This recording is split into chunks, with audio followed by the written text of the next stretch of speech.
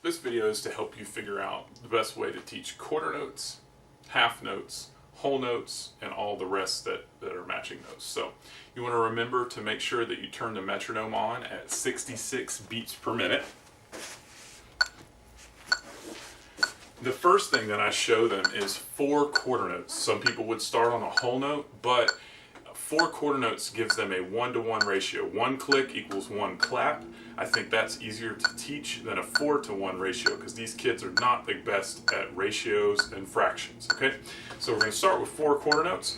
1 and 2 and 3 and 4, and then just have them do it right back to you. Tapping their toe, counting out loud, just clap it right back. Echo until they get it. Tell them what they're doing wrong, tell them what they're doing right. After that, then show them 4 quarter rests like this. 1 and 2 and 3 and 4, and I have them do that big gross motor movement so that they're understanding that a rest still has value, because so often kids will mess up long notes and rests.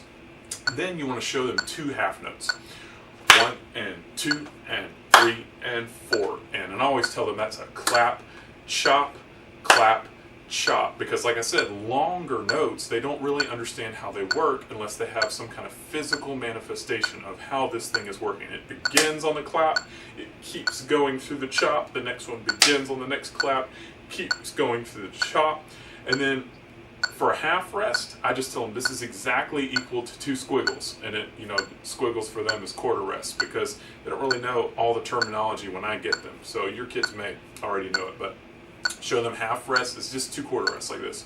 1 and 2 and a whole rest, that one that looks like a hole in the ground hanging from the D line, the treble clef, the F line, the bass clef, is 4.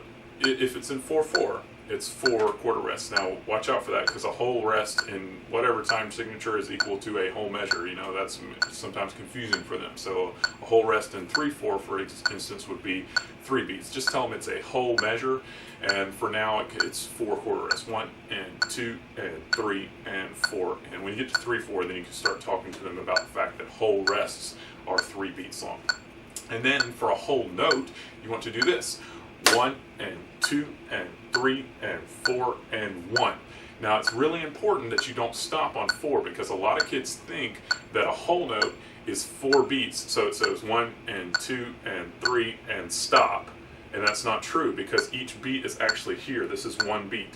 1 to 2 is a beat. 2 to 3 is another beat. 3 to 4 is the 3rd beat. And then 4 to 1 is the 4th beat. And if you show them either that with your fingers or show them up on the board with blocks or something, then it will really help them to visualize that fact, because a whole note does not end until 1 begins. So like this, 1 and 2 and 3 and 4 and 1. And a lot of times they think it ends on the end of 4, they think it ends on 4. Just to make sure that they understand it goes all the way until the next measure begins on 1. Model all of these like I just did for you.